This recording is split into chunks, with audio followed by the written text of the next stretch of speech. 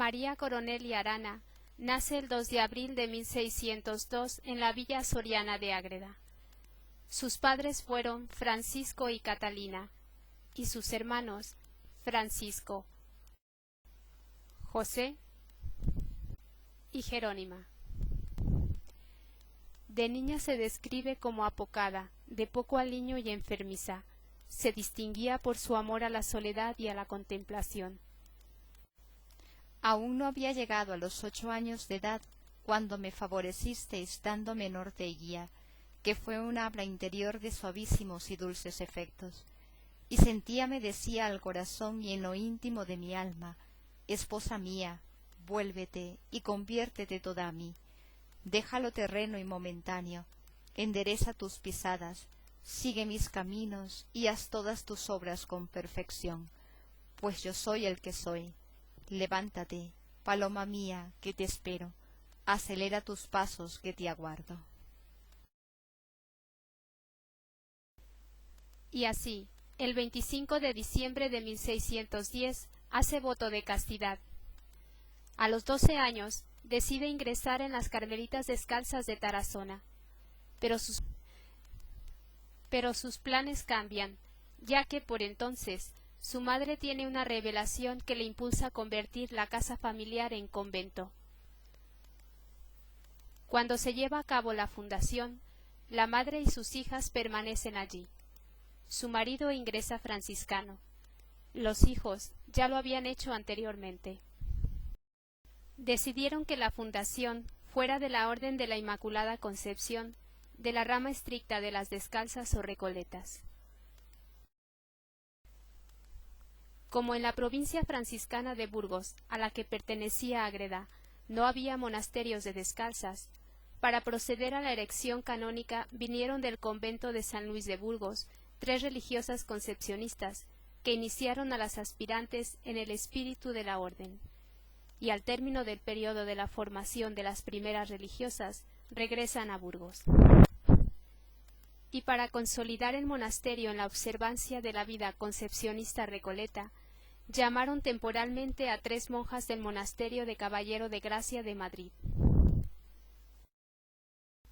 María tomó el hábito de religiosa el 13 de enero de 1619, cambiando su nombre por el de María de Jesús, y profesa el 2 de febrero de 1620.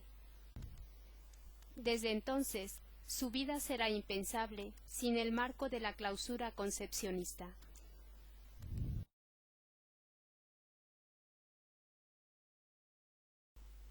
La Orden de Santa Beatriz la orientó hacia el misterio central de la Inmaculada Concepción, que ejerció en toda su vida una fascinación humanamente inexplicable, y así hace decir a la Virgen: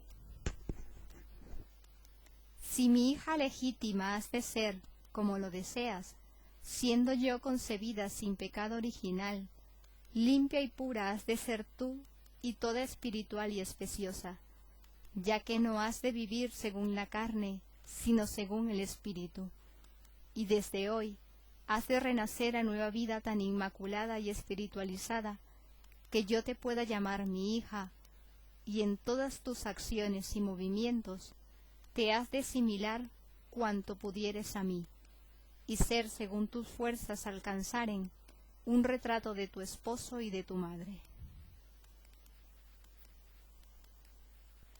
Sus primeros años de religiosa se ven marcados por fenómenos religioso-místicos que cesaron en 1623 por súplica de ella misma.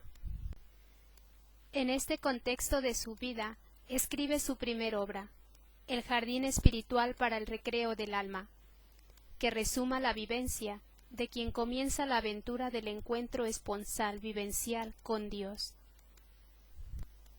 Decidle a mi amado divino que su esposa suspira por su siesta, que pídela entre en las bodegas de sus vinos y ordene en ella la caridad.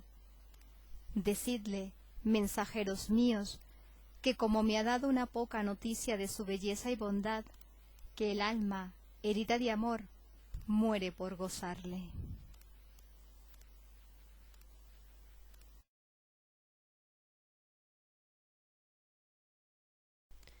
Los escritos que produce a lo largo de su vida reflejan su camino espiritual hasta hacerse un solo espíritu con Cristo su esposo, por María Inmaculada. Entre los 32 y 40 años de edad, escribe las leyes de la esposa, donde pone primero en labios de su esposo y luego en labios de María. Mira, amiga mía, que soy tu querido y amado, y te espero. Advierte para el fin que te quiero y el que tiene el camino que te presento, que es el descanso eterno, y en ese valle de lágrimas, que halles el centro último del amor, que es la unión conmigo. Pesa con prudencia y discreta consideración lo que debes obrar por el título de esposa, porque esposa quiere decir algún linaje de igualdad y asimilación con el esposo, y claro está que no lo has de tener en cuanto a Dios ni en sus maravillosas obras, sino en aprender de su Alteza, en cuanto hombre a ser mansa y humilde de corazón. Más tarde escribe las Sabatinas, en una etapa de gran madurez interior, donde habla de los 3 grados de perfección que alcanzó en ella, a los que llama noviciados, y que culminan cada uno con su respectiva profesión en clave de alianza esponsal. Ella vive en una constante y profunda intimidad con Dios y con María, de quien aprende, recibe luz y ejemplo, al punto que encuentra cierta analogía de lo que ocurre en su alma y lo que ocurrió en María, respetando la inmensa diferencia entre la mística ciudad de Dios, María, y la también mística ciudad de Dios, que es el corazón de un bautizado. Así nace su obra magna, la mística ciudad de Dios, en la que pone en labios de María. Darás principio a lo que resta de escribir, porque ha de ser ejecutado lo que vas conociendo, porque la voluntad del Señor es que mi vida quede más escrita en tu corazón que en el papel, y en ti sientas lo que escribes, para que escribas lo que sientes.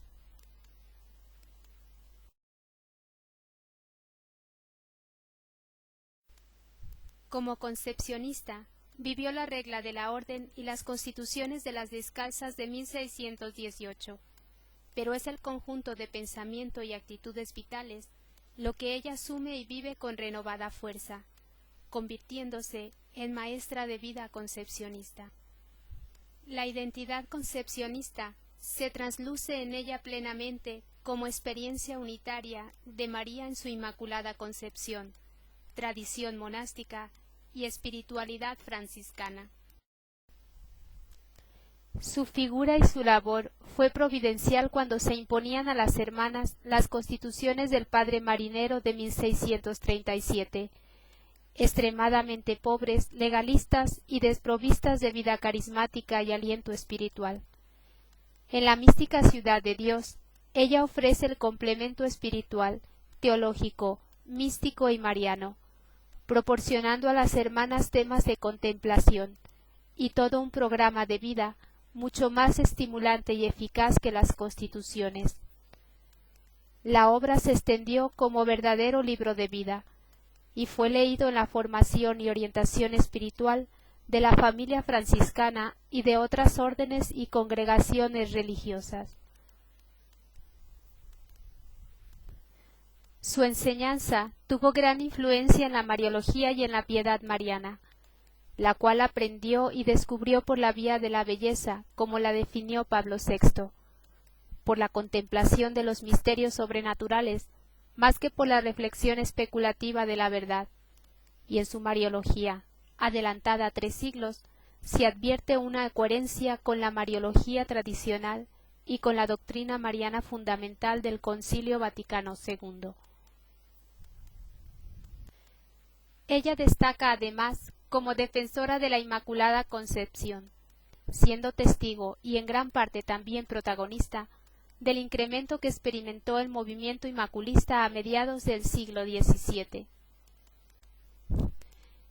La publicación de la mística Ciudad de Dios fue un respaldo y garantía para los defensores de la Inmaculada, pero no solo sus escritos contribuyeron al movimiento inmaculista, también realizó una labor importante encaminada a conseguir la definición dogmática del privilegio inmaculista, a través de gestiones y actuaciones particulares que llevó a cabo ante las jerarquías supremas de la nación española, obispos y embajadores de los reyes ante la Santa Sede.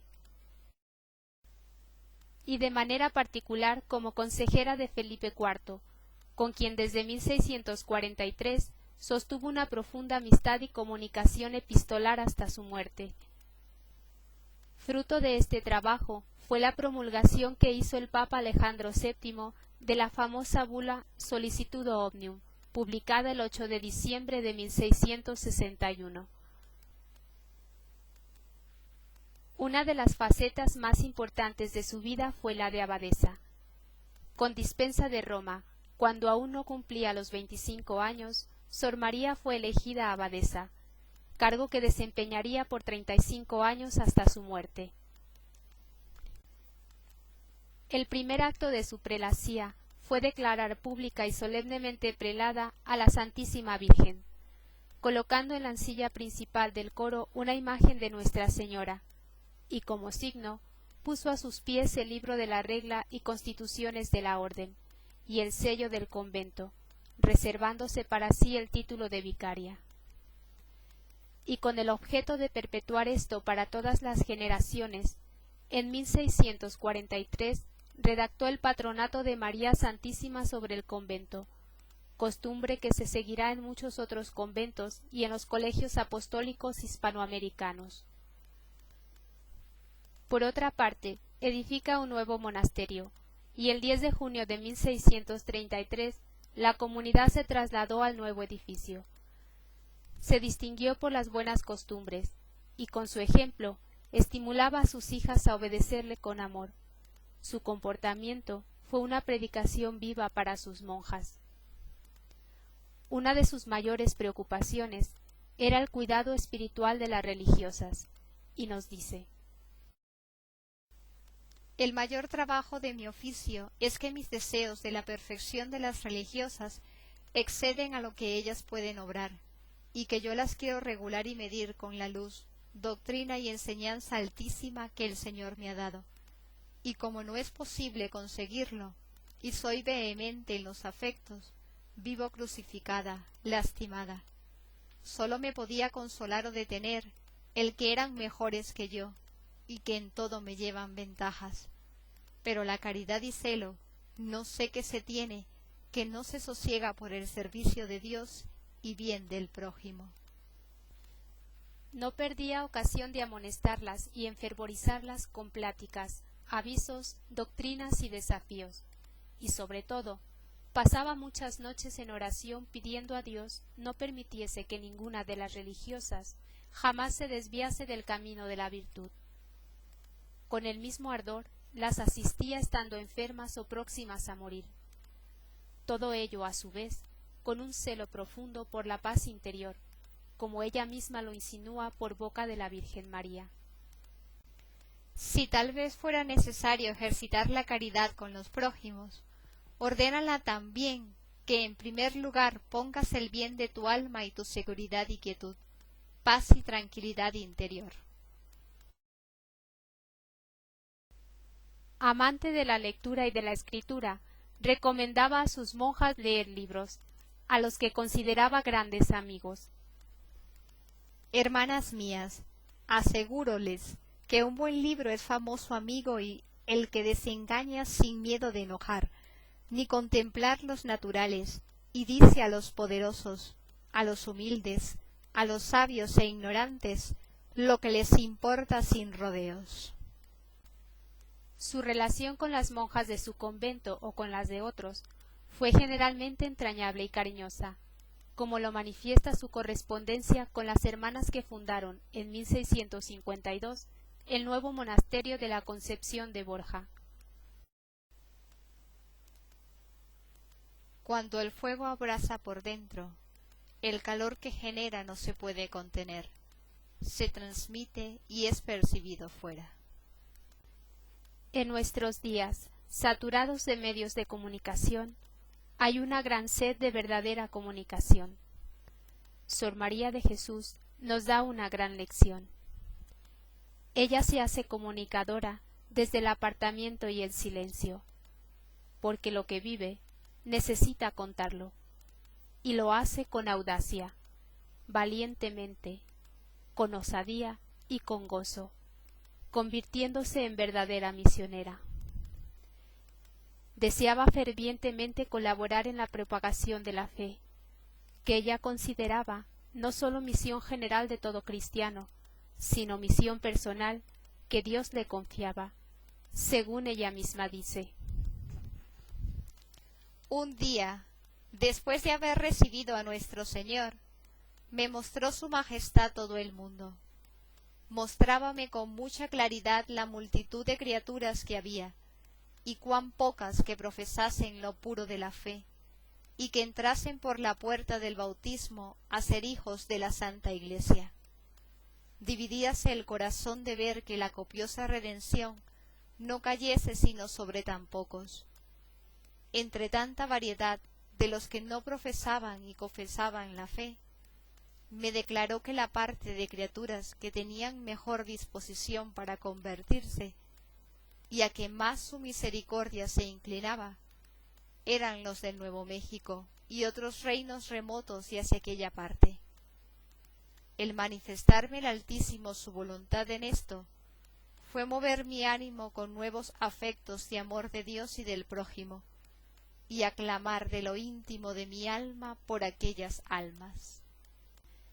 Con estos deseos, el Señor le concedió el don de la bilocación, por el cual catequizó entre 1620 y 1623 a los habitantes de lo que hoy corresponde al estado de Texas, Nuevo México, Colorado y Arizona en Estados Unidos. Una vez catequizados, les instó a que acudieran a los padres franciscanos que habían fundado la custodia de Nuevo México. También fueron muchos los pecadores convertidos que llevó al vecino convento franciscano de San Julián para recibir allí los sacramentos. Su celo misionero traspasó los límites de su persona, siendo inspiradora e impulsora de grandes y santos misioneros franciscanos, particularmente en América. Otra forma muy importante de traspasar los muros de su convento fue la escritura. Muchas de sus obras comenzaron a circular en vida de ella, y otras después de su muerte en 1665, y aún continúan circulando y dando vida a muchas personas. En nuestros días, ella sigue comunicando vida, y continúa inspirando la labor misionera en la Iglesia. En 1958, el padre James Flanagan, movido por el Evangelio y la experiencia mariana y trinitaria que Sor María plasma en la mística Ciudad de Dios, fundó en la Arquidiócesis de Santa Fe, Nuevo México, Estados Unidos, la Sociedad Apostólica de Nuestra Señora de la Santísima Trinidad, que actualmente expande su labor misionera en parte de América, Europa, Asia y Oceanía. También su figura está suscitando hoy experiencias fraternas y ecuménicas muy peculiares, siendo instrumento de paz y de unidad al reunir los esfuerzos de autoridades civiles, universitarias, eclesiásticas y cristianas no católicas en la organización de lo que se ha llamado Celebración Haciendo Historia, evento anual que se lleva a cabo en la ciudad de San Angelo, en Texas, Estados Unidos, durante el fin de semana más cercano al 20 de junio, declarado tanto por la diócesis como por la ciudad el Día de la Dama Azul, Sor María de Jesús. El misterio de la magnitud histórica de esta concepcionista, que ha dejado y sigue dejando una larga estela a través de los siglos, está en que supo encontrarse en su ser de mujer. Descubrió en su vocación diferente al esposo diferente y único en todos y cada uno. Cuanto hicisteis a uno de estos, a mí me lo hicisteis. Y supo responder como esposa con el don de la vida al don inefable del amor de Cristo, el único esposo.